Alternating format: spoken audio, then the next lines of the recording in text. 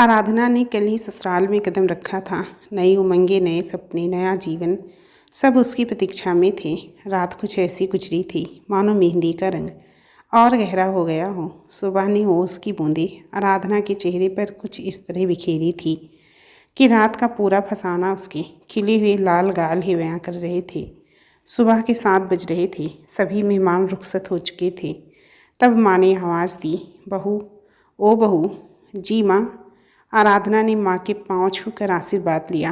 अरे, तुम उठ गई?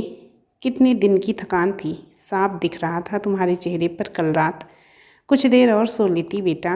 माँ, मैं ठीक हूँ, मुस्कुराते हुए जवाब दिया आराधना ने। अच्छा सुन, आज तुझे चौके चढ़ाना पंजाबी में पहली बार रसोई बनाने को कहते हैं। जी माँ। कहिए, आज नाश्ते में क्या बनाना है? मैं बनाती हूँ। अरे नहीं, नाश्ता नहीं, तू बस हलवा बना ले, बाकी मैं और सोनम मिलकर बना लेंगी। माँ, आप बताइए ना, मैं बना लूँगी। अरे बेटा, उम्र भर तुझे ही बनाना है। रुक जा 2 दिन, 2-3 दिन, फिर बनाकर खिलाना सबको और मैं आराम करूँगी। इतने में पीछे से सोनम ने आकर चौंका दिया। और मैं भी आराम करूँगी भाभी। माँ और आराधना दोनों हंस दिए और फिर तीनों रसोई घर की तरफ चले। जब तक किचन का काम करके सब बाहर आए, रणवीर नहाकर तैयार होकर डाइनिंग टेबल पर आ गया था। माँ, नाश्ता। आराधना ने फ़ौरन टेबल पर नाश्ता लगा दिया। सब बैठ गए और आराधना ने माँ सोनम और रणविजय को नाश्ता परोसा। वीर, आराधना ने आज पहली बार रसोई बनाई है, चखना ये हलवा और बता कैसा बना है। रणबीर ने चुपचाप चम्मच में हलवा लेकर चखा। वहीं आराधना की धड़कन रुक सी गई। हाथ पांव कांपने लगे और शर्म से आंखें ज़मीन में गड़ती जा रही थी। न जाने कैसा लगेगा रणबीर जी को, क्या बोलेंगे वो। इन्हीं ख्यालों को बुनते हुए वो किनारे से नाकाम सी कोशिश किए जा रही थी रणबीर को देखने की। रणबीर ने चुपचाप नाश्ता किया और हलवा खाकर उठ खड़ा हुआ। आराधना, तैयारी कर लेना, कल सुबह 4 बजे की फ़्लाइट है मलेशिया की। हम 2 बजे निकल जाएंगे घर से। अरे बेटा, पर हलवा बोल तो कुछ, पहली बार बनाया है बहू ने। रणबीर ने जाते जाते मुड़कर देखा। ठीक था। एक रूखी सी नज़र आराधना पर डाली और कमरे की ओर चला गया।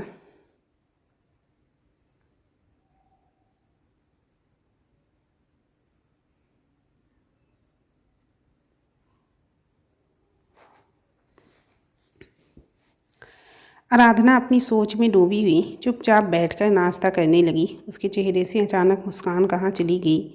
किसी ने इस ओर ध्यान नहीं दिया। तभी माँ ने अपना अगला आदेश सुनाया। आराधना, तेरे भैया आते होंगे तुझे फेरा डालने, पग फेरे की रस्म, जाना है ना, और फिर रात निकलना है, तो उसकी भी तो तैयारी करनी है। तो जल्दी से नाश्ता कर, कमरे में जाकर तैयारी कर ले। ठीक है बेटा। जी माँ, कहकर आराधना फिर से खुद में ही खो गई। रणबीर रणबीर क्या नाराज़ है मुझसे? क्या बात होगी? कल रात तक तो ठीक थे, कुछ समझ नहीं आ रहा, जाकर बात कर लेती हूँ। खुद से ही सवाल करती हुई आराधना नाश्ते के बाद कमरे में पहुंची। रणबीर अपने लैपटॉप पर मेल्स चेक कर रहा था। उसने एक नज़र आराधना पर डाली और वापस अपने काम पर लग गया। आराधना से अब रहा नहीं गया। सुबह से अब तक रणवीर ने एक बार भी नज़र उठाकर आराधना की तरफ नहीं देखा था और आराधना उस एक नज़र के लिए तरसी जा रही थी। आखिर उसने सवाल कर ही लिया। क्या बात है रणवीर, इतनी बेरुखी किस लिए? क्या कोई गलती हुई मुझसे? नहीं तो, बिना लैपटॉप से नज़रें हटाए उसने जवाब दिया। फिर क्या बात है कि मेरी तरफ देख भी नहीं रहे हैं तुम? क्या मतलब? रणबीर ने एक नज़र आराधना को देखकर पूछा और वापस अपने लैपटॉप में खो गया। यही कि आज तुम वो हलवा अच्छा नहीं था क्या? कहा तो ठीक था। आखिर खुद ही खामोश होकर आराधना ज़मीन की तरफ आंखें गड़ाने लगी।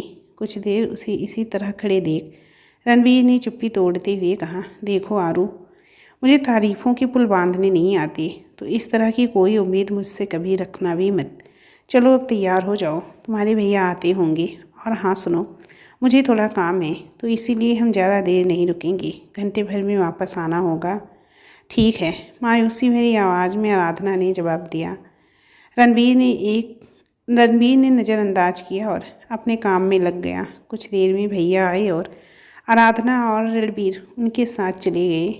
आराधना घर पहुंची तो खिलखिला उठी। उसे खुश देख परिवार के सभी के चेहरे सुकून से भर गए। बेटी अपने ससुराल से चहकती हुई आई तो मायके वाले बड़ी सुकून की सांस लेते हैं। कम ही लोगों को ये सुकून मिल पाता है, पर आराधना के मम्मी पापा को बड़ा सुकून मिला, क्योंकि आराधना की दीदी प्रार्थना अपने ससुराल और पति के साथ खुश न रह पाई और 2 साल से तलाक का केस लड़ते हुए मायके में रह रही थी। प्रार्थना को भी अच्छा लगा कि आरू खिलखिलाती हुई सी आई है। तय वक्त के मुताबिक रणबीर ने आराधना से चलने के लिए कहा तो आराधना ने चेहरे के भाव से ही रणबीर से कुछ देर और रुकने की गुहार लगाई, पर रणबीर ने उसे ढेर सारे काम गिनाते हुए चलने के लिए मना लिया। 4 बजे तक दोनों घर लौट आए। आ गए तुम लोग? बेटा तुम लोग आराम कर लो, क्योंकि फिर पैकिंग कर तुम्हें निकलना भी है ना। जी माँ, कहकर दोनों कमरे में चले गए। रात तय समय के मुताबिक दोनों घर से निकले। करीब 3 बजे तक एयरपोर्ट पहुंच गए। रास्ते भर रणबीर अपने मोबाइल में जाने क्या ढूंढता रहा और आराधना पूरे सफ़र में प्यार के कुछ लम्हे ढूंढती रही, जो शायद कार में बैठते समय वो बाहर ही भूल गई थी। कहीं सामान के बीच पैक तो नहीं कर दिए थे, जो गाड़ी की बैंक में रखवा दिया था। आराधना बार बार रणबीर की बाह में अपनी बाह फंसाकर उसके कंधे पर अपना सर टिकाकर कुछ प्यार भरी बात करने की कोशिश करती और रणबीर उसे ये कहकर दूर कर देता, सब्र करो आरू, मुझे ये सर्च करके अभी सुमित को भेजना है, जिससे वो प्रेजेंटेशन बना सके। और तुम हो कि आराधना को रणबीर का ये बेरुखा स्वभाव समझ नहीं आ रहा था, लेकिन वो कुछ कह भी नहीं पा रही थी। उसकी आंख नम होने लगी तो उसने खुद को संभालते हुए खिड़की से बाहर देखना शुरू किया। एयरपोर्ट पहुंचकर दोनों ने समय पर फ्लाइट ली और जाकर अपनी सीट पर बैठ गए। आराधना को उम्मीद थी शायद अब रणबीर कुछ बात करेंगे, क्योंकि यहाँ तो मोबाइल भी नहीं चलेगा। पर सब कुछ सेट कर लेने के बाद रणबीर ने आराधना से कहा कि सफ़र में करीब 6 घंटे लगेंगे, इसीलिए बेहतर है यहाँ नींद पूरी कर ली जाए। इतना कहकर उसने अपना सर सीट पर टिकाया और आंखें बंद कर ली।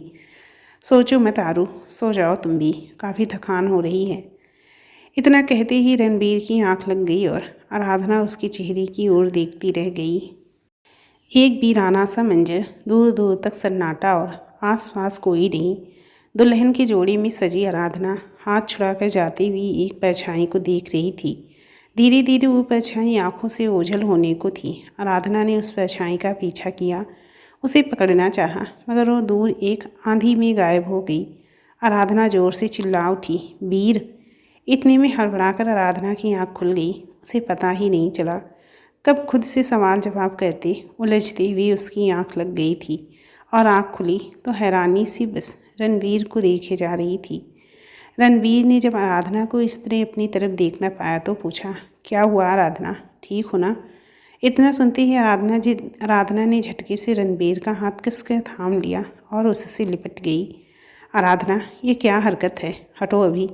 देखो लैंड कर लिया है प्लेन ने, चलो उठो, हमें उतरना है। फिर जल्दी से होटल पहुंच जाएं तो मैं सुमित से प्रेजेंटेशन के बारे में पूछूं। आराधना चौंक गई। उसे उम्मीद थी कि एक बुरे सपने से डरी हुई अपनी नई दुल्हन को रणबीर प्यार से गले लगाकर उसे सुकून देगा, मगर उसने तो जानना भी जरूरी नहीं समझा कि आराधना हड़बड़ा कर क्यों उठी। पर वो खामोश थी, बिना कुछ कहे चुपचाप रणबीर के पीछे चल दी। टैक्सी में बैठकर आखिर आराधना ने सवाल किया, रणबीर, हम अपने हनीमून पर आए हैं या तुम्हारी बिजनेस ट्रिप पर? आराधना, हनीमून के चक्कर में अपना काम छोड़ दूं? तुम्हें क्या पता ये प्रोजेक्ट जो मेरे हाथ लगा है ये कितना ज़रूरी है मेरे लिए। अगर ज़रा भी चूक गया तो बहुत बड़ा नुकसान हो जाएगा मेरा। कैसे समझाऊं तुम्हें? थोड़ा सब्र कर लो, ज़िंदगी हमें साथ ही तो बितानी है ना। रणबीर की ये दलीलें सुनकर आराधना खामोश हो गई। वो समझती थी काम की अहमियत, इसीलिए चुपचाप उसे काम करता देखती रही।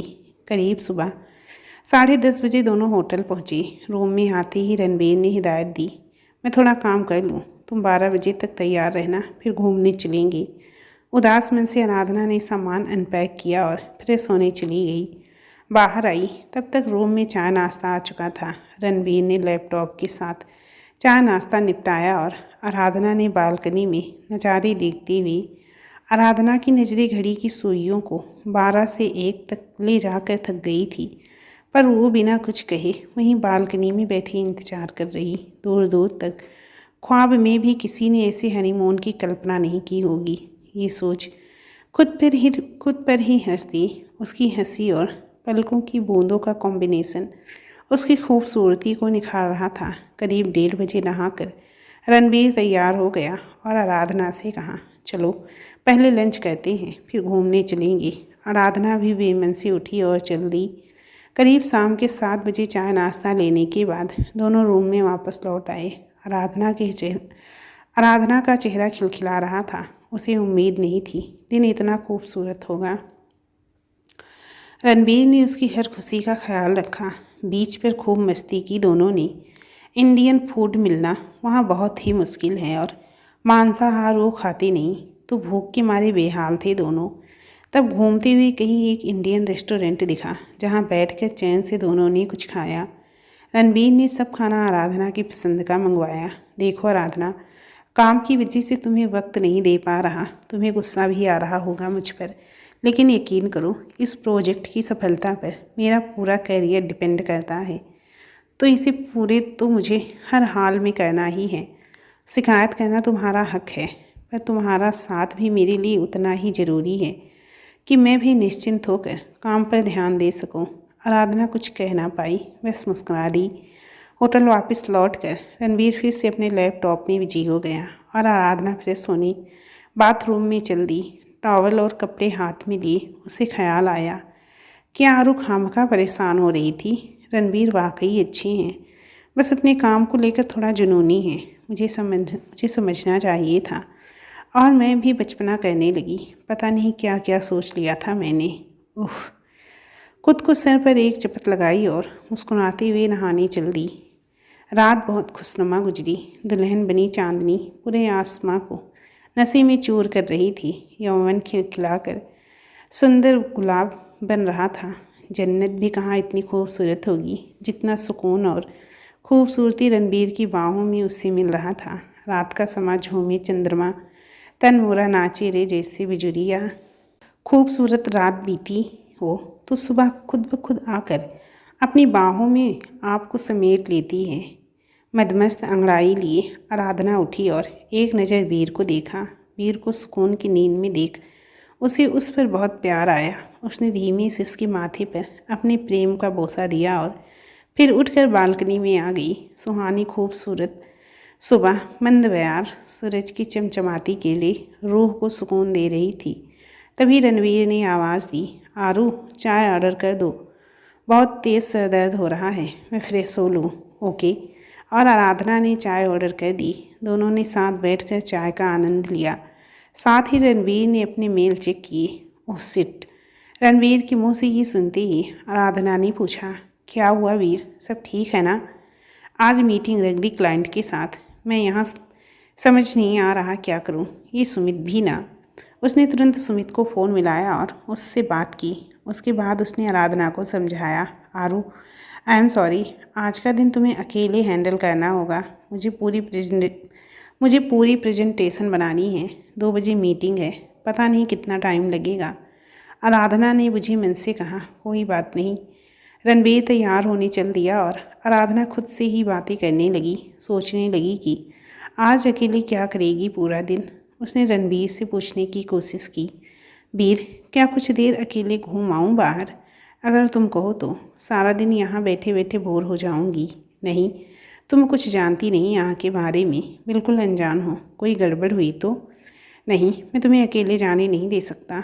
रणबीर की सोच पर प्यार भी आ रहा था, पर क्या करे, कुछ और सोच भी नहीं रहा था। रणबीर नाश्ते के बाद ही अपने लैपटॉप से चिपक गया और आराधना कमरे से बाहर निकल होटल में घूमने चल दी। अकेले वहाँ घूमने में उसे कुछ अच्छा भी नहीं लग रहा था। तब वापस कमरे में आकर सो गई। आज का दिन आराधना ने अकेलेपन में गुजारा था। अगली सुबह उसकी आंख जल्दी खुल गई। कल देर तक काम करने के कारण रणबीर थक गया था, जल्दी सो गया।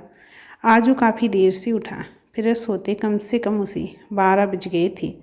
नाश्ते के बाद आराधना ने कहा, देखो ना वीर, कितना सुंदर मौसम है बाहर, हल्की हल्की बारिश भी होने वाली है। चलो ना बाहर चलें बीच पर।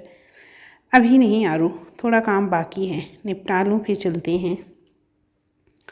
आराधना को इंतज़ार करते करते 2 बज गए थे, लेकिन वीर अपने लैपटॉप को छोड़ ही नहीं रहा था। तब आराधना को एक शरारत सूझी। उसने रोमांटिक संगीत चला दिया और रणबीर को शरारती अंदाज में लुभाने की कोशिश करने लगी। रणबीर उसकी शरारतें देख मुस्कुरा दिया और फिर काम में लग गया। जब बहुत देर कोशिश करने के बाद भी वो अपने लैपटॉप से नहीं उठा तो आराधना ने लैपटॉप को वहीं बंद कर दिया। ये देख रणबीर को गुस्सा आ गया। उसने जोर से चिल्लाते हुए आराधना को डांटना शुरू कर दिया।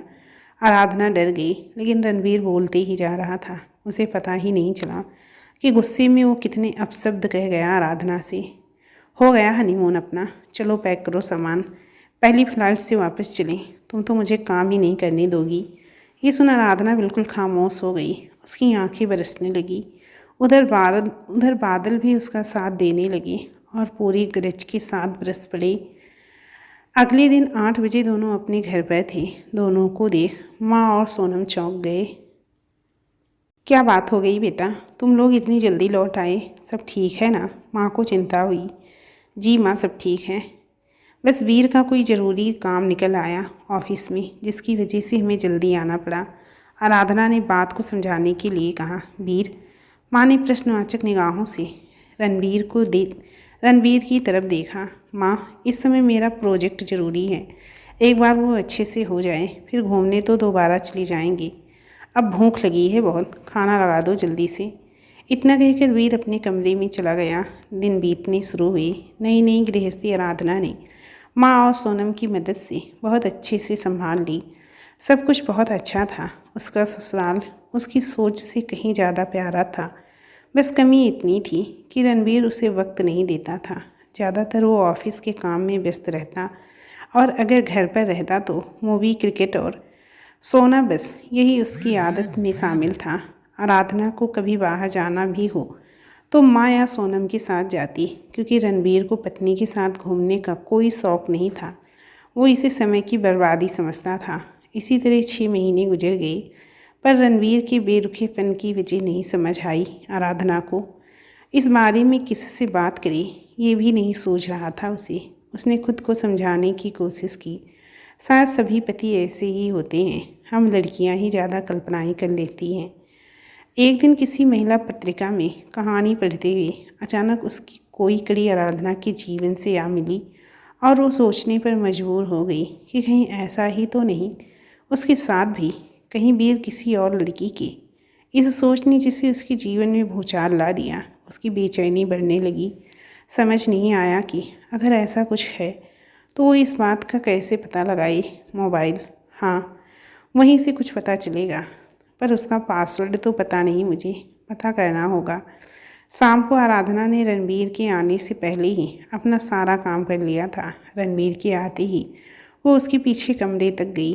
उसने रणबीर को हाथ मुँह धोकर फिर सोने और खुद चाय बनाकर लाने की बात कही। रणबीर नहाने के लिए बाथरूम की ओर चल दिया। उधर मौका पाकर आराधना ने रणबीर का फ़ोन उठाया और उसमें पासवर्ड डालने की कोशिश की, पर उसकी कोशिश नाकाम रही। तब उसने सोचा कि अपने फ़ोन से रणबीर के फ़ोन पर कॉल लगाए ताकि पासवर्ड खुल जाए। उसने तुरंत अपना फ़ोन उठाया और रणबीर के फ़ोन पर कॉल लगा दिया। फ़ोन की रिंग बजते ही रणबीर ने आवाज़ लगाई। आरू, देखना तो किसका फ़ोन है, कोई ज़रूरी फ़ोन हो तो कहना, मैं कॉल बैक करता हूँ थोड़ी देर में। बाथरूम से रणबीर की आवाज़ सुनकर आराधना थोड़ा घबरा गई। जी वो फ़ोन कंपनी वालों का है, मैंने कट कर दिया।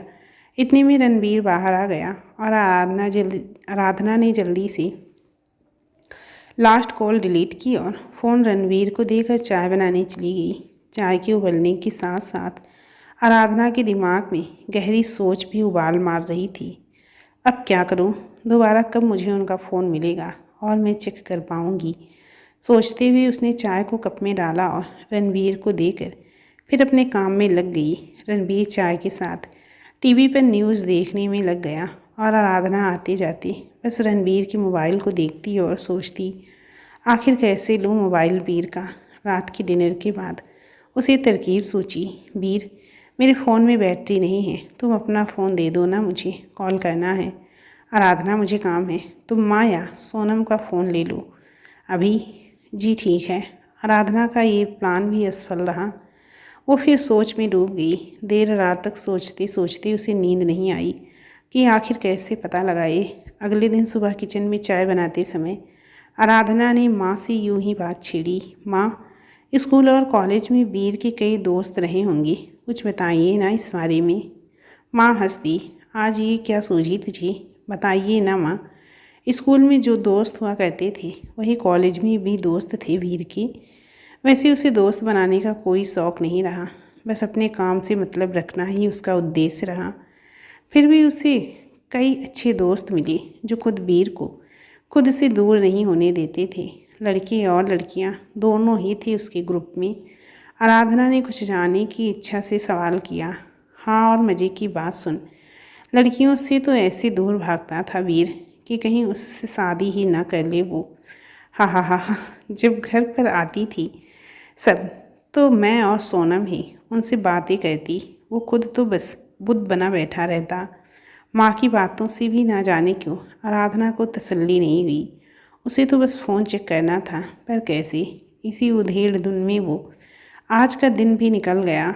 शाम को जब रणबीर घर लौटा और नहाने गया तो आराधना उसका फ़ोन और अपना फ़ोन लेकर छत पर चली गई। उसने अपने फ़ोन से रणबीर का फ़ोन मिलाया और लॉक खुल गया। उसे होल्ड पर रख कर रणबीर के फ़ोन से व्हाट्सएप देखा, फ़ोटो गैलरी चेक की, मेल्स देखी और कॉन्टैक्ट लिस्ट भी देखी।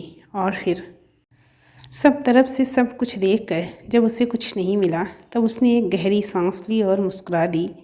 जल्दी से फ़ोन से अपना कॉल डिलीट किया और कमरे में आकर जल्दी से फ़ोन को उसकी जगह पर रख दिया और अपने काम में लग गई।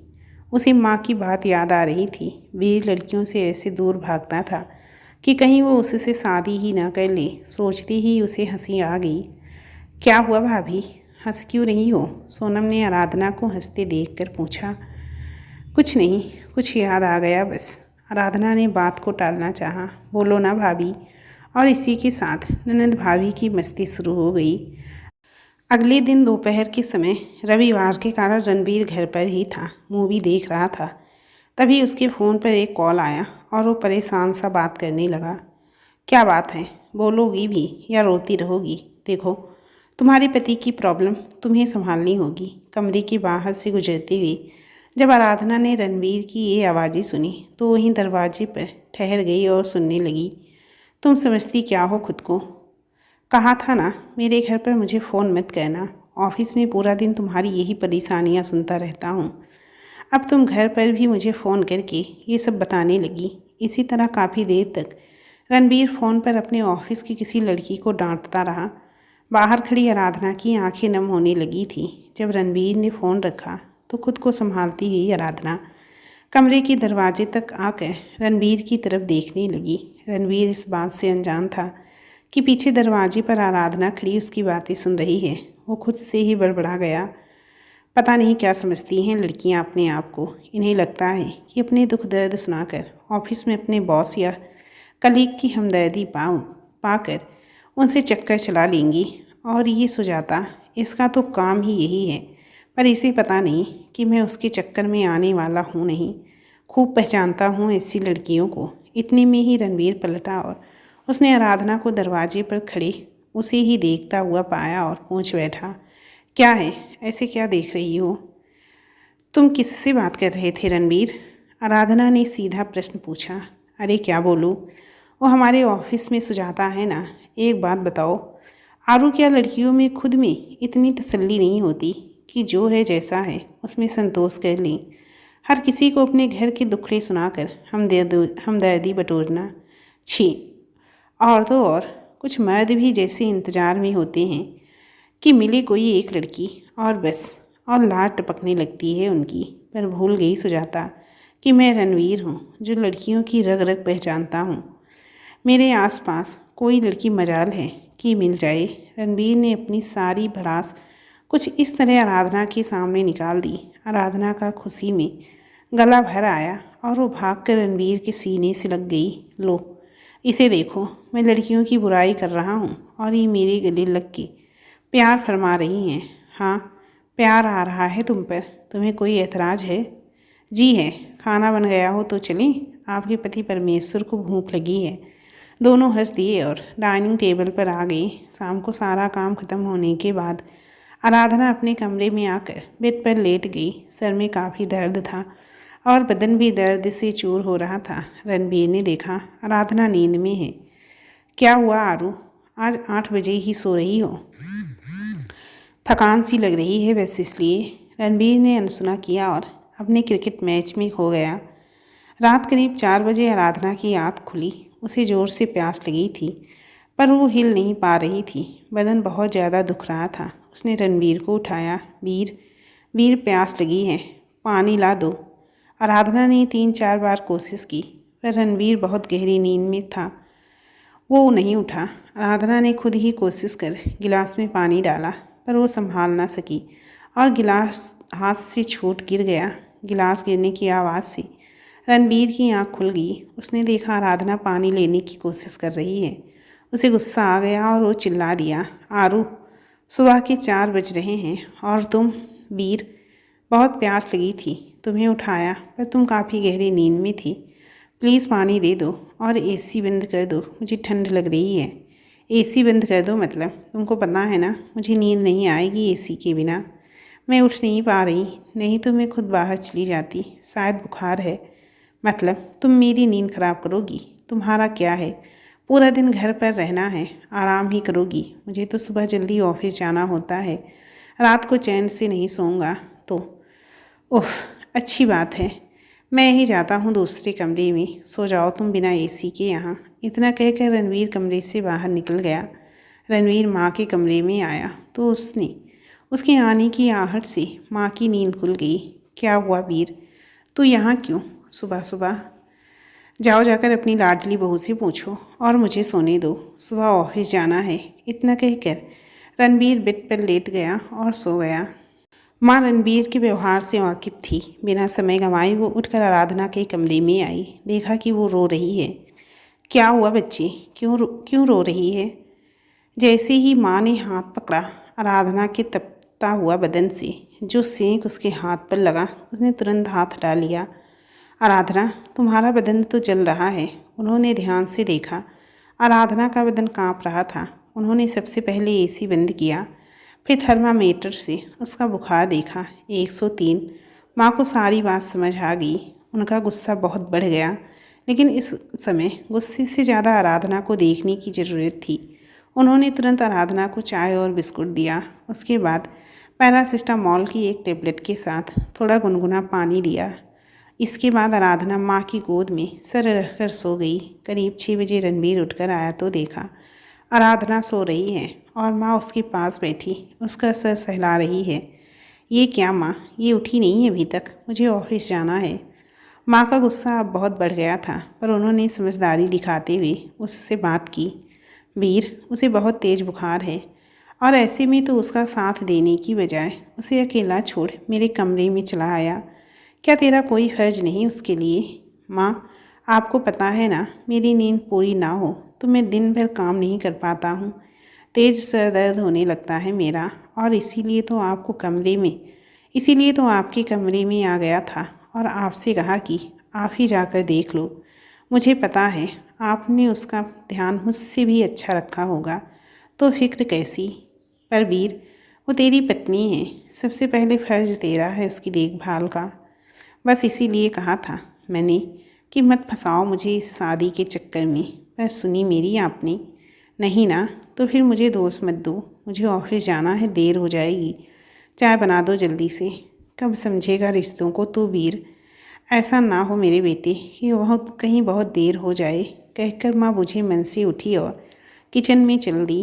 करीब हफ्ते भर बाद जब आराधना की तबीयत ठीक हो गई तो माँ ने आराधना को समझाया, बेटा, मैंने सोचा था शादी के बाद वीर में बदलाव आएगा, पत्नी के प्यार से वो भी बदल जाएगा। शायद मैं गलत थी।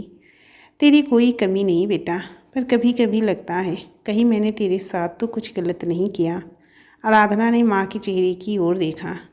उसकी उदास भरी आंखें निःशब्द थी। ऐसा लग रहा था कोई शाम है जो ढल रही है, जिसे अगले दिन की सुबह का भी इंतजार नहीं रहा।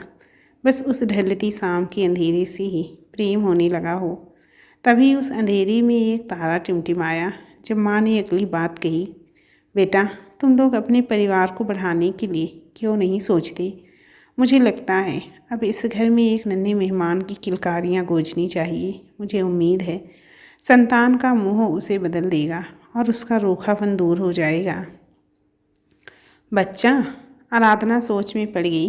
क्या उसे सोचना चाहिए इस बारे में? उसे समझ नहीं आया कि वो क्या करे, किससे सलाह ले। रात यही सोचने में गुजर गई कि क्या उसे ये कदम उठाना चाहिए। अभी जबकि उसका और वीर का रिश्ता भी किसी तरह उसे सुकून नहीं दे पा रहा, तो क्या उसे एक नई जिम्मेदारी खुद पर और वीर पर डालनी चाहिए? क्या वो उठा पाएगा इस जिम्मेदारी को प्यार से? करीब हफ्ता भर उसके दिल में इन्हीं लहरों का ज्वार भाटा आता जाता रहा। उसके मन में कई कल्पनाएं भी कर डाली नए मेहमान के लिए, पर वक्त उसे किसी से मोह नहीं, ना ही वो रुकता है किसी के लिए। आराधना ने इस सोच में 2 महीने गुजार दिए और इस बारे में वीर से बात की तो उसने मना कर दिया कि वो अभी सोचे भी नहीं, क्योंकि नई जिम्मेदारी मतलब नया खर्चा वीर के हिसाब से। लगभग 6 महीने लगे वीर को तैयार करने में और शादी के करीब 2 साल बाद घर में नन्ही किलकारियाँ गूंजने लगी। सब खुश, बहुत खुश। बच्चे के साथ आराधना, माँ और सोनम का वक्त बहुत अच्छा बीतने लगा, पर रणवीर को इन सब में कोई दिलचस्पी नहीं थी। उसके व्यवहार में कोई बदलाव नहीं आया। बच्चे का वक्त बेवक्त रोना, कपड़े गंदे कर लेना जैसी बातों से वीर बहुत परेशान हो जाता और आराधना पर चिल्ला देता। बहुत बुरा लगता सबको जब वो छोटे से बच्चे पर स्नेह बरसाने की बजाय उस पर अपना रोष बरसाता। उसके स्वभाव ने नहीं बदलना था सो नहीं बदला, पर आराधना के जीवन में बदलाव आ गया था। उसने खुद को अपने बेटे के साथ इतना व्यस्त कर लिया कि अब वीर के व्यवहार का उस पर कोई असर ना होता। दोनों के बीच एक अनजानी सी दूरी आने लगी थी, जिसका दोनों को ही आभास नहीं था। वक्त अपनी रफ्तार से बढ़ने लगा। आराधना और रणवीर का बेटा, जिसका नाम आराधना ने बड़े प्यार से विवान रखा था, 2 साल का हो चुका था। उधर सोनम भी शादी करके अपने ससुराल चली गई थी। शादी के 4 साल में ही आराधना 40 साल की नजर आने लगी थी। एक दिन आराधना अपने मायके में थी। उसकी एक पुरानी सहेली मिताली, जो उस समय अपने मायके आई हुई थी, आराधना से मिलने आई। दोनों ने बैठकर घंटों बातें की और अपनी अपनी कहानी एक दूसरे को कह सुनाई। आराधना, तूने देखा है खुद को अपनी उम्र से भी बड़ी लगने लगी है। आखिर क्यों तूने अपने लिए जीना छोड़ दिया? हमारे ग्रुप में सबसे ज़्यादा चंचल हुआ करती थी तू, और अब नहीं यार, बदल खुद को। मुझे बहुत डर लग रहा है तुझे ऐसे देखकर। मिताली, सब तो बताया ना तुझे, अब तू ही बता क्या करूँ मैं? माँ है ना साथ में, तभी रह पाई उस घर में, वरना ज़िंदगी किसी जहन्नुम से कम नहीं थी। यहाँ किसी को नहीं कह सकती अपने दिल का हाल। दीदी पहले ही तलाक लेकर इस घर में रह रही हैं। जो मैं भी कुछ ऐसा ही कहती तो लोग मम्मी पापा को ही ताना देते कि इन्होंने बेटियों की परवरिश सही तरीके से नहीं की होगी, तभी तो दोनों अपनी गृहस्थी नहीं संभाल सकी। पर ये जो तू अपना हाल बना रखा है, ये अच्छा नहीं लगा मुझे। तू कुछ करती क्यों नहीं अपने लिए? तू ही बता, फिर क्या करूँ मैं?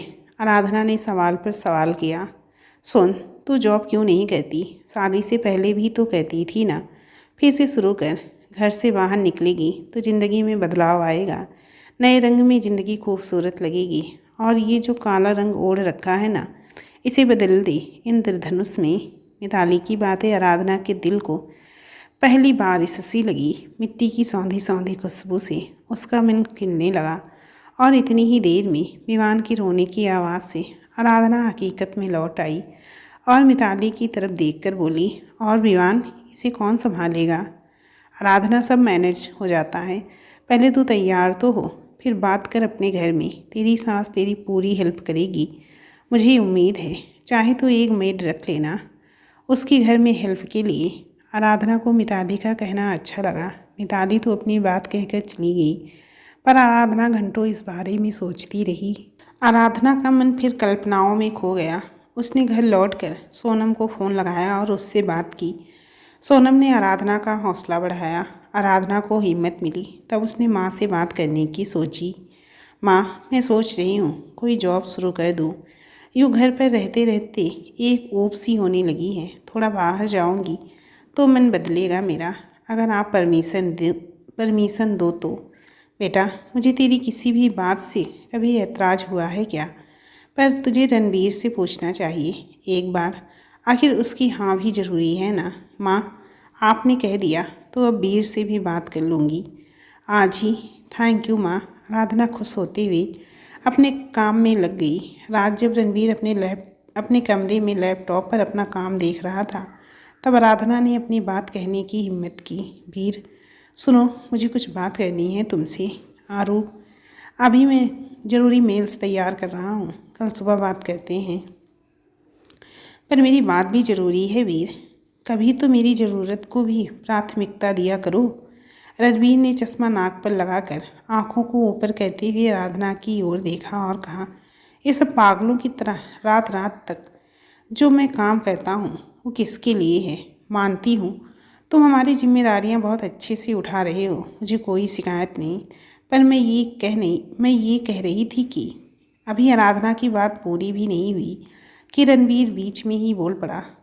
बस तो फिर कह दिया ना, सुबह बात करेंगे, मतलब सुबह। अब मुझे मेरा काम करने दो। और हाँ, विवान को दूसरे कमरे में सुला देना, नहीं तो मुझे डिस्टर्ब करेगा। आराधना चुपचाप विवान को लेकर दूसरे कमरे में चली गई, जहाँ सोनम रहा करती थी शादी से पहले। अब वो रूम खाली रहता था और आराधना अक्सर विवान को उसी कमरे में ले जाया करती जब भी रणबीर को देर रात तक काम करना होता। अगले दिन सुबह चाय के समय आराधना ने फिर से रणबीर से बात करनी चाहिए, पर रणबीर ने रोक दिया, कहकर कि शाम को बात करते हैं। आराधना फिर मायूस हो गई। एक बार तो मन किया कि पूछे ही नहीं। जब वीर को परवाह ही नहीं मेरी किसी बात की, वो सुनना तक नहीं चाह रहा, तो मैं क्यों उसकी हाँ के लिए मरी जा रही हूँ। माँ ने तो हाँ कह ही दिया है तो कर लेती हूँ शुरू। पर भारतीय नारी अपने लिए फैसले भी सबकी खुशी का ध्यान रखने के बाद ही सोचती है। वो ऐसा कोई कदम उठाना नहीं चाहती जिसमें किसी अपने को जरा भी तकलीफ हो। उसने फिर इंतज़ार किया। आखिर शाम को चाय पीते समय आराधना को मौका मिला और उसने रणबीर को अपनी बात कह दी। पागल हो गई हो तुम? तुम्हें क्या ज़रूरत है नौकरी करने की? किस चीज़ की कमी रख दी मैंने जो तुम्हें नौकरी करने की नौबत आ गई? वीर, नौकरी किसी ज़रूरत के लिए नहीं करनी मुझे, मैं जानती हूँ तुमने किसी चीज़ की कोई कमी नहीं रखी है। पर कहते कहते आराधना का गला भर आया। उसकी हिम्मत ना हुई ये कहने की कि तुम्हारी होने पर भी जो तुम्हारी कमी मैं महसूस कर रही हूँ, उसके खालीपन से खुद को बाहर लाने के लिए, खुद को फिर से जीने के लिए मुझे नौकरी करनी है। काश आसान होता इन शब्दों को भी चाय की तरह ट्रे में रहकर परोस पाना। कुछ रुक कर उसने अपनी बात को आगे बढ़ाई। पूरा दिन खाली बैठे बैठे बहुत ऊब होने लगी है। बाहर निकलना चाहती हूँ, कुछ करना चाहती हूँ। आखिर पढ़ाई लिखाई यूँ ही बर्बाद करने के लिए नहीं की थी, और फिर माँ ने भी तो परमिशन दे दी है। बस तुम हाँ कह दो। पागल मत बनो, जानती भी हो किस तरह की होती हैं लड़कियाँ जो घर से बाहर कदम रखती हैं। नहीं नहीं, तुम्हारा काम है घर संभालना, विवान को संभालना, पैसा कमाना मेरा काम है, वो मुझे ही करने दो। इस घर को तुम्हारी कमाई की ज़रूरत नहीं है। ये कैसी बात कर रहे हो वीर? लड़कियां घर के साथ साथ बाहर भी सब संभालती हैं, और ज़रूरी नहीं कि गलत ही हो वो लड़कियां जो नौकरी करने के लिए घर से बाहर कदम रखती हैं। वीर, कम से कम तुम तो ऐसी बात मत करो। मना किया ना एक बार, एक ही बात पर बार बार बहस मत करा करो तुम। इतना सुनते ही आराधना की आंखें भर आई और उसने माँ की तरफ देखा। वीर, मैंने आराधना को जॉब करने की परमिशन दे दी है और ये जॉब करेगी। बस तुम्हारी राय जाननी थी सो मैंने जान ली, और घर कैसे मैनेज करना है वो हम दोनों सोच लेंगे। आराधना, तुम जॉब के लिए तैयारी करो, मैं देखती हूँ तुम्हें कौन रोकता है। माँ ने आखिरी में अपना फैसला सुनाकर सबको खामोश कर दिया। रणबीर को थोड़ा गुस्सा आ गया और वो उठकर कमरे में जाने लगा। जब फैसला कर लिया था आप दोनों ने तो मुझसे पूछने का नाटक क्यों किया? गुस्से में बड़बड़ाता हुआ रणबीर कमरे में चला गया। माँ, पर वीर ने रजामंदी नहीं दी है। आराधना ने अपना रय जताया तो माँ ने आश्वासन दिया, तो फिक्र ना कर, सुबह तक खुद तैयार हो जाएगा। रात भर रणबीर से बात नहीं की किसी ने। सुबह भी किसी से बात किए बिना ही ऑफिस चला गया। आराधना ने तलाश शुरू कर दी। जल्दी ही उसे एक अच्छी कंपनी में अच्छी नौकरी मिल गई। उसके अंदर एक नई ऊर्जा का संचार होने लगा। सुबह जल्दी उठकर सारा काम कर, विवान के लिए सब जरूरी तैयारियां कर आराधना ऑफिस चली जाती और शाम को आकर भी सारा घर संभालती। उसमें एक अलग ही ताकत और सुंदरता निखर कर आ रही थी। समय बीत रहा था। आराधना जहाँ जॉब करके खुश थी, वहीं रणबीर इस बात से काफ़ी नाराज़ था। अक्सर दोनों में अब टकरार होने लगती। रणबीर न जाने कितने ही ताने सुना देता आराधना को। आराधना भी चुपचाप दूसरे कमरे में जाकर सो जाती। आखिर रणबीर ने ही ये आदत डाली थी उसे, पर आराधना डगमगाई नहीं। उसने सब कुछ अच्छे से मैनेज कर लिया था। बहुत खुश थी आराधना अपनी नई जिंदगी से, बिना किसी डर, बिना किसी सोच के, बेखबर की। अब उसकी ज़िंदगी कौन सी नई करवट लेने वाली है। ज़िंदगी कब कौन सी करवट ले कह नहीं सकते। समुंदर की लहरें जो सुकून देती हैं वो कभी कभी तबाह भी कर देती हैं, और कभी कभी हमारे सामने कुछ ऐसी निशानियां छोड़ जाती हैं कि उन्हें ना अपनाया जा सकता है, ना ठुकराया जा सकता है। हालात हमारे अनुसार कभी नहीं होते, हमें हालातों के अनुसार होना पड़ता है। आराधना ने भी सब संभालना सीख लिया था और कर लिया था समझौता अपने जीवन से। ऑफिस में लेडी बॉस खड़ूस तो नहीं थी, पर काफ़ी सख्त थी। काम में लापरवाही पसंद नहीं थी, पर आराधना ने 4 महीने में सबका दिल जीत लिया था। ऑफिस की बॉस से लेकर पीएन तक सबकी पसंदीदा बन गई थी आराधना। आज मिस मोहिनी, जो कि आराधना की बॉस थी, उन्होंने आराधना को एक प्रोजेक्ट की जिम्मेदारी दी। मोहिनी, आराधना, ये बहुत ज़रूरी प्रोजेक्ट है जिसके लिए मैं किसी और पर भरोसा नहीं कर सकती। इस प्रोजेक्ट को तुम मिस्टर देव खुराना के साथ मिलकर पूरा करोगी। ध्यान रखना, तुम हैंडल करोगी और वो तुम्हारे हेल्पर रहेंगे। मतलब पूरी जवाबदेही तुम्हारी ही रहेगी। आराधना, जी मैम, आपको कोई शिकायत का मौका नहीं मिलेगा, यकीन रखिए। आराधना ने मिस्टर देव के साथ बैठकर पूरी तैयारी कर ली थी कि प्रोजेक्ट को कैसे तैयार किया जाएगा। शाम तक सभी इन्फॉर्मेशन और डाटा कलेक्ट कर लिया गया था, पर पेन ड्राइव में सेव कर आराधना घर लौट आई थी। घर पहुंची तो देखा माँ कमरे में सो रही हैं और विवान बाहर अकेले खेल रहा है। विवान ने पूरे घर को तहस नहस किया हुआ था और खुद भी बहुत गंदा बना हुआ था। ये सब देखकर आराधना चौंक गई। उसने माँ को आवाज़ दी, पर माँ बाहर नहीं आई। आराधना माँ के कमरे में पहुंची और देखा कि माँ सो रही हैं। माँ, आप सो रही हो? और विवान ने देखी बाहर क्या उधम मचा दिया है। माँ ने जरा करवट ली और आराधना उनके पास आकर बैठ गई। उनका हाथ छुआ ही था कि एहसास हुआ माँ को तेज़ बुखार है। माँ, आपको तो तेज़ बुखार है। मुझे फ़ोन किया होता, मैं जल्दी आ जाती। रुकिए, मैं चाय लेकर आती हूँ, फिर आप दवा लीजिएगा। माँ का बुखार बहुत तेज़ था, वो बोल पाने की हालत में भी नहीं थी। आराधना ने तुरंत माँ को चाय नाश्ता दिया और फिर दवा देकर वापस सुला दिया और फिर लग गई पूरी रफ्तार से घर के काम में। बीच बीच में आकर माँ को देख जाती। रात तक माँ का बुखार कुछ कम हुआ, पर बहुत कमज़ोरी थी। इस कारण आराधना रात माँ के कमरे में ही सो गई, कहीं उन्हें कुछ ज़रूरत ना हो। अगले दिन सुबह माँ का बुखार काफ़ी कम था। आराधना सोच में पड़ गई, ऑफिस जाए या नहीं।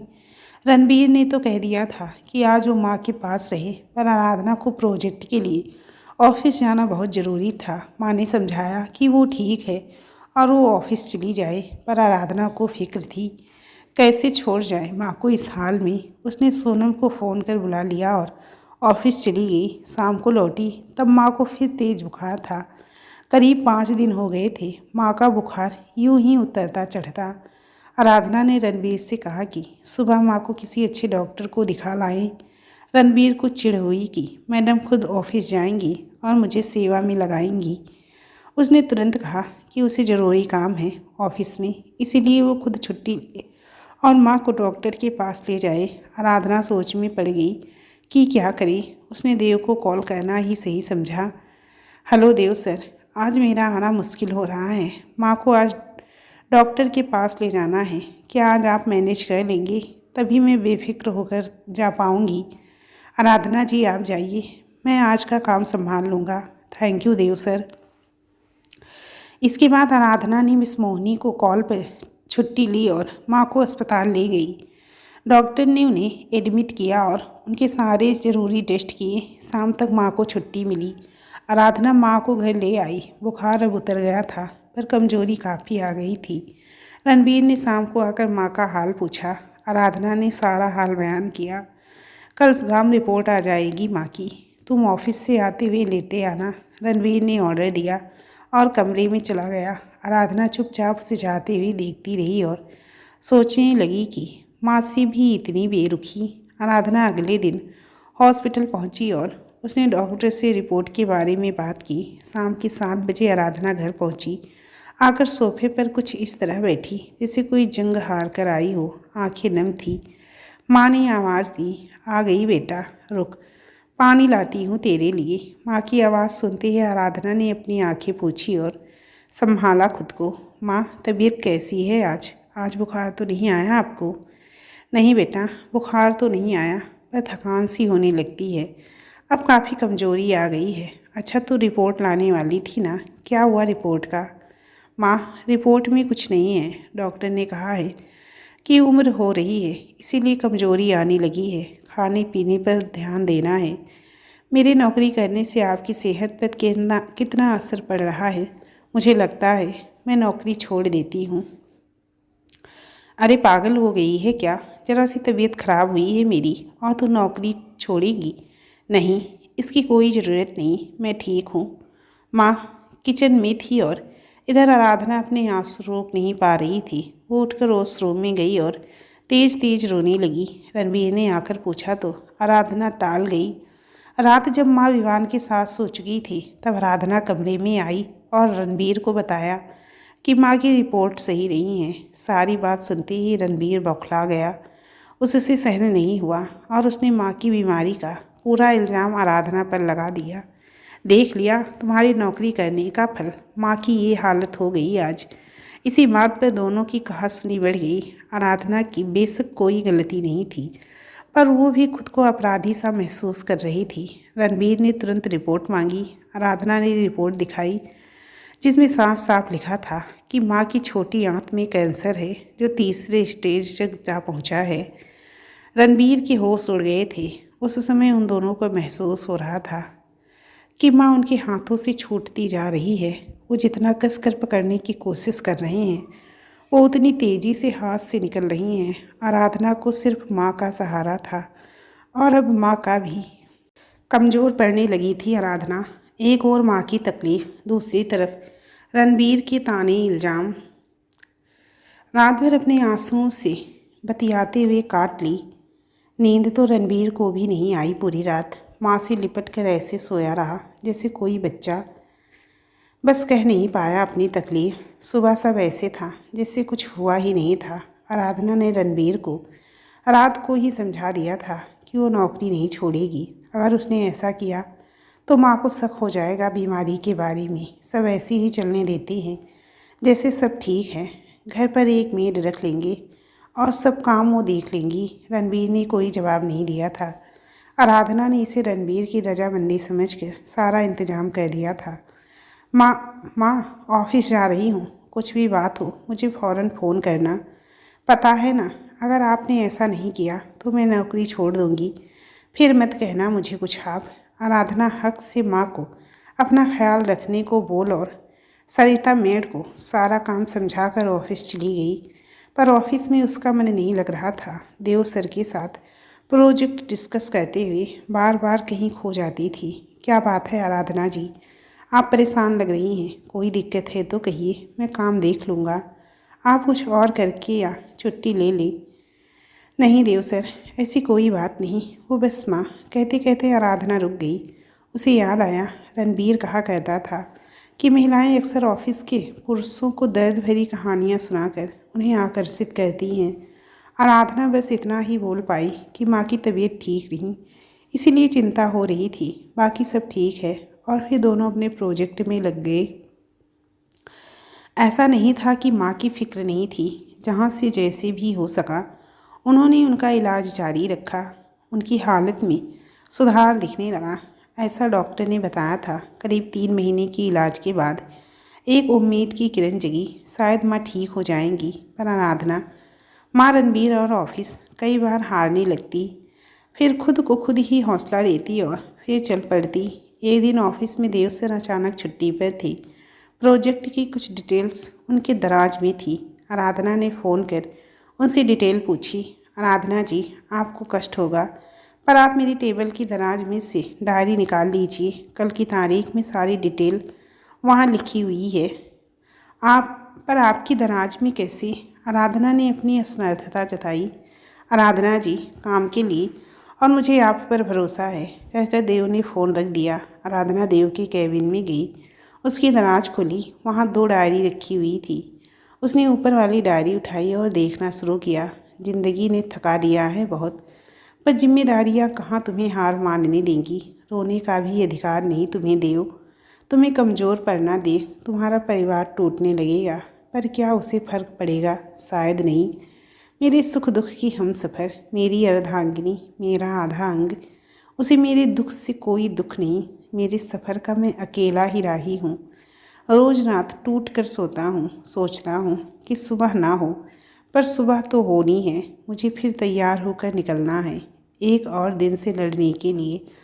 और हर बार थक कर रात की गोद में सोने के लिए। मेरी ज़िंदगी की सुबह शायद अब अभी ना हो, पर मुझे अंधेरे में ही चलना ही होगा, बिना रुके, आखिरी सांस तक। आराधना पन्ने पलटती गई और ऐसे कई एहसास उसकी नज़रों से होकर उसके दिल में उतरते गए। वक्त बेख्याल सा पसरा था आसपास। आकर पियून ने कहा, आराधना मैडम, आपको मोहिनी मैडम ने बुलाया है। आराधना चौंक कर उठी। तुम चलो, मैं आती हूँ। आराधना ने उस डायरी को जहाँ से उठाया था वहीं रख दिया और दूसरी डायरी उठाकर अपनी टेबल पर आ गई। उस डायरी को वहीं रख जरूरी फाइल उठाकर मोहिनी के कैबिन में पहुँची। मोहिनी उससे प्रोजेक्ट की डिटेल जानना चाहती थी, पर आराधना पता नहीं कहाँ खोई हुई थी। मोहिनी के 3-4 बार बुलाने पर आराधना उस जगह वापस आई और मोहिनी को बताया कि सिर्फ 2 दिन का काम बाकी है, शनिवार शाम तक प्रोजेक्ट उसके हाथ में होगा। मोहिनी बहुत खुश थी। समय से पहले देव और आराधना ने प्रोजेक्ट कंप्लीट कर लिया था। रात आराधना की आंखों से नींद गायब थी। रह रह कर उसे डायरी में लिखे देव के शब्द याद आ रहे थे। इतना मजबूत इंसान अंदर से इतना हारा हुआ। आराधना, तूने सही नहीं किया देव सर की गैर हाजिरी में उनकी पर्सनल डायरी पढ़कर। पर मैंने जानबूझकर ऐसा नहीं किया, अनजाने में हुआ।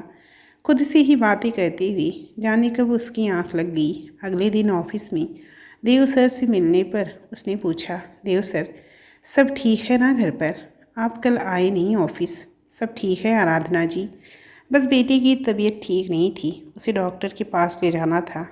कुछ और काम भी थे माँ पापा के, तो इसीलिए कल छुट्टी ले ली मैंने। कोई दिक्कत तो नहीं आई आपको? देव ने अपनी फाइल पर लिखते हुए सारी बात कह दी। नहीं देव सर, कोई दिक्कत नहीं आई। दरअसल मुझे कुछ और बताना था। जी बताइए देव सर। कल आपने मुझे दराज से डायरी निकालने के लिए बोला था ना, तो क्या मिला नहीं आपको वो डायरी? देव अभी भी अपनी फाइल में कुछ लिखते जा रहा था। जी मिला, पर मेरे हाथ में आपकी पर्सनल डायरी आ गई और आखिरी पेज पर जो लिखा था आपने, वहाँ से आपकी डायरी पढ़ गई मैं अनजाने में।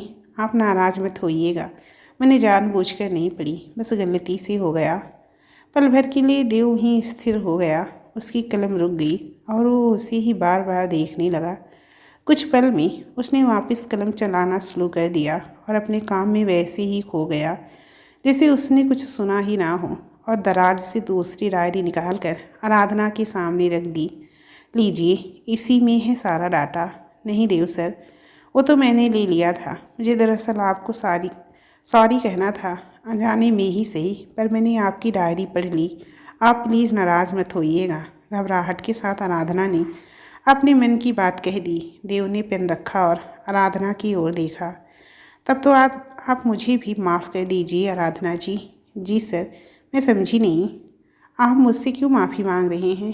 देव ने कुछ मुड़े हुए से कागज़, जिन्हें ठीक से एक फाइल में लगाया था, एक दूसरी दराज से निकाले और आराधना के सामने रख दिए। आराधना उन्हें देखकर चौंक गई और उसने नजरें झुका ली। ये वही कागज़ हैं आराधना जी, जिन पर आप रोज़ अल्फाज के मोती बिखेरती हैं और फिर उन्हें कचरे के डिब्बे में फेंक जाती हैं।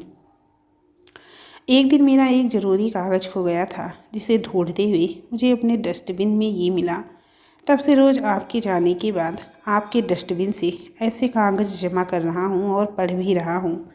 कुछ देर के लिए दोनों खामोश हो गए। तब देव ने बात कही, चलिए अब प्रोजेक्ट देख लेते हैं, कल हमें सबमिट करना है। उसके बाद अगर ऐतराज़ ना हो तो शाम को यहीं पास में कॉफ़ी पीने चलते हैं। जी सर। उसके बाद दोनों प्रोजेक्ट के काम में लग गए, पर दोनों ही अब एक दूसरे से थोड़ा असहज हो गए थे। शाम को दोनों कैफ़े में पहुँचे। ये पहली बार था जब आराधना ऑफिस के बाद किसी के साथ बाहर आई थी, पर उसे डर नहीं लगा। कई महीने साथ काम करने से ये पता चल गया था कि देव गलत किस्म का इंसान नहीं है और ऑफिस की सभी महिलाएं उसकी बहुत इज्जत भी करती हैं। आमने सामने बैठ दोनों ये समझ नहीं पा रहे थे कि क्या बात करें और कैसे। रह कर आराधना सोच रही थी, आखिर देव क्या सोच रहा होगा उसके बारे में, और उधर देव भी यही सोच रहा था कि आराधना कहीं उसे गलत ना समझ ले, इसीलिए खुलकर बात कर लेना ज़रूरी है।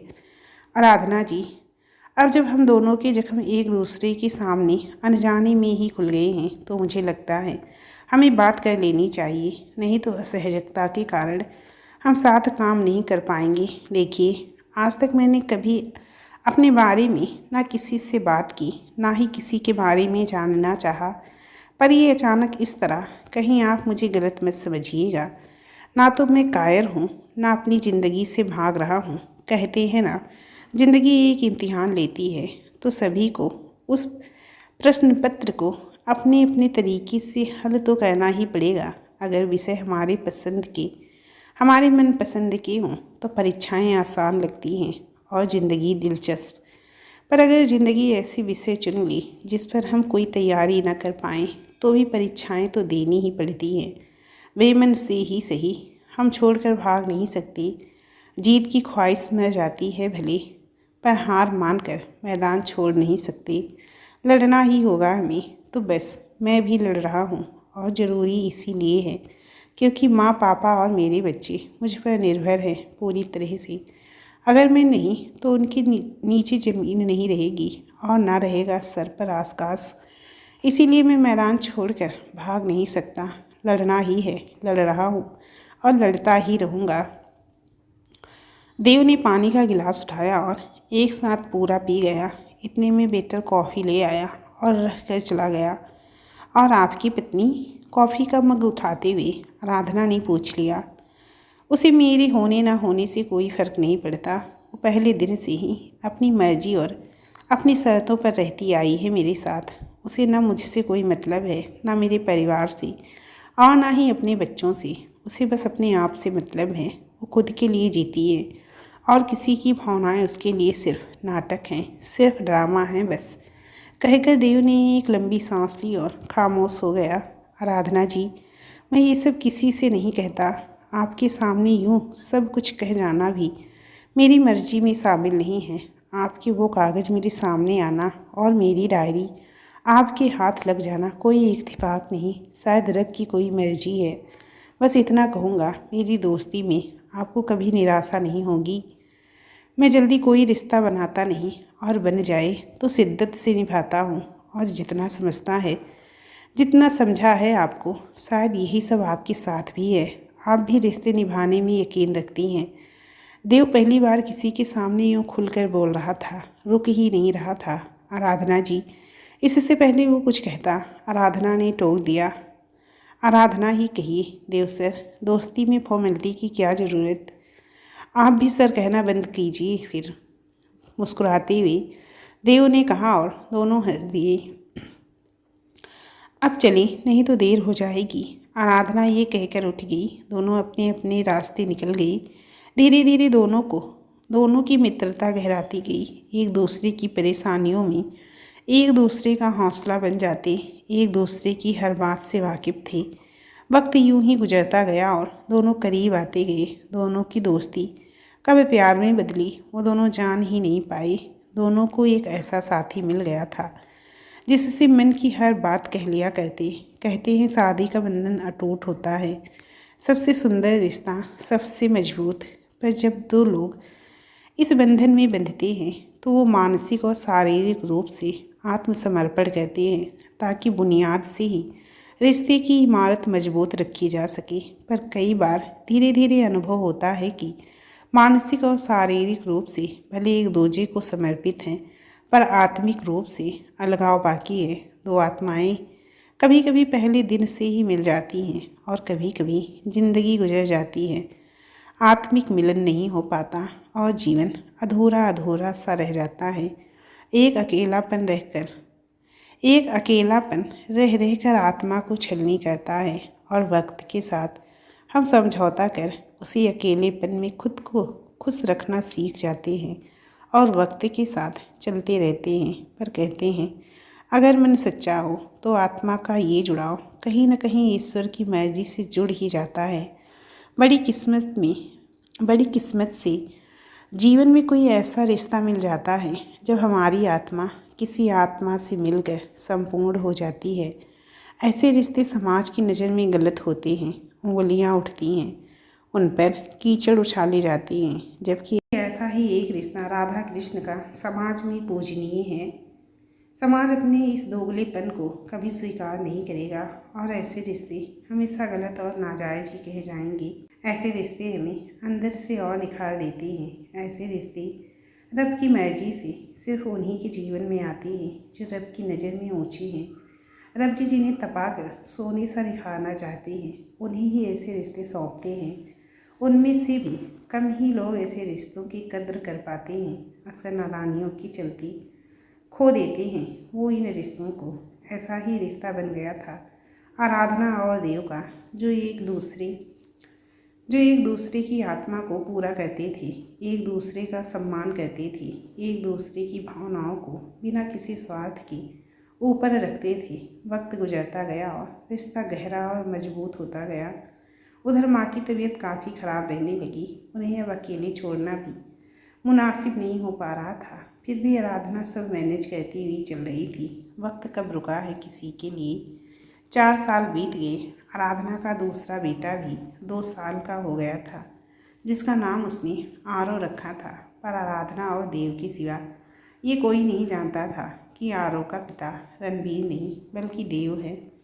आराधना और देव बिना किसी स्वार्थ के एक साथ चल रहे थे, नदी की 2 किनारों की तरह। देव के मन में अब चाह उठने लगी कि दोनों को अब एक हो जाना चाहिए।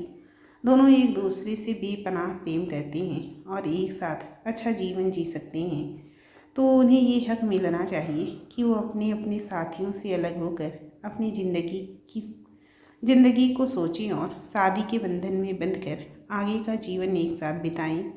आराधना असमंजस में है, क्या ऐसा करना सही है? तब देव ने समझाया कि जब उनके पास कोई राह नहीं थी, तब तक दोनों ने अपने हालातों से समझौता कर लिया था।